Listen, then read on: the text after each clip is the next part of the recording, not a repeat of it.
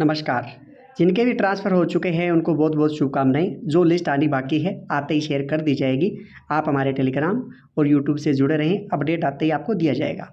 Second grade अंतरमंडल की भी list आ चुकी है। 2154 शिक्षकों के इस पर ट्रांसफ़र हुए हैं और उनको मंडल से बाहर अपने गृह जिले में पोस्टिंग मिली है। उनको बहुत बहुत शुभकामनाएं।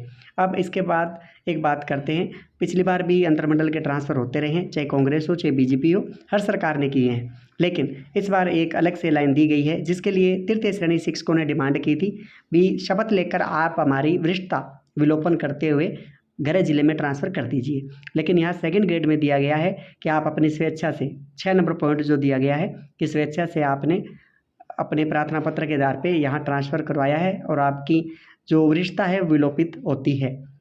तो यही कंडीशन थर्ड ग्रेड शिक्षक भी चाहते हैं। और गंभीर बीमारी, पति पत्नी प्रकरण, एकल महिला, विकलांग, दिव्यांग, परित्यक्ता, विधवा, इस प्रकार के जो केस हैं उनके ट्रांसफ़र आप 9759 की जो ज्वाइनिंग होने वाली है उससे पहले पहले कर दीजिए। उसके बाद जब डीपीसी हो तो नई भर्ती आए उससे पहले कर दीजिए। तो इससे आपके दोनों काम आसान हो जाएंगे, किसी प्रकार की बाधा भी नहीं आएगी और आपको तृतीय श्रेणी शिक्षकों का, उनके परिवारों का भी बहुमत मिलेगा।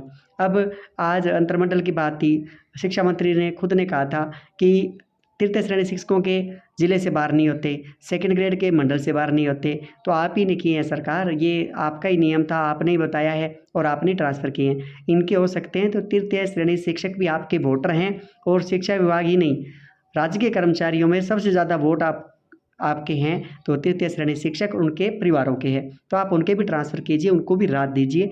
और जो तृतीय श्रेणी शिक्षक सुन रहे हैं, देखिए ऐसे घर बैठने से कुछ नहीं होगा।